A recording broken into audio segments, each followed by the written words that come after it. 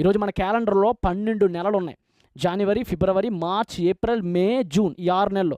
6 నెలల తర్వాత ఒక నెల వచ్చింది కదా, ఆ నెల పేరేంటి? జూలై. ఈ జూలై అనేటువంటి ఈ నెల వచ్చింది అదిగో ఆ జూలియస్ దగ్గర నుంచి. అలాగే మన అందరికీ కూడా జూలై, ఆగస్ట్ అనేది ఉండే కదండి. జనవరి, ఫిబ్రవరి, మార్చ్, ఏప్రిల్, మే, జూన్. జూన్ తర్వాత సెప్టెంబర్, అక్టోబర్, నవంబర్, డిసెంబర్. అందుకని మీరు చూడండి, డిసెంబర్ డెక్, లాటిన్లో డెక్ అంటే 10 అని అర్థం. నవ్ అంటే 9 అని అర్థం.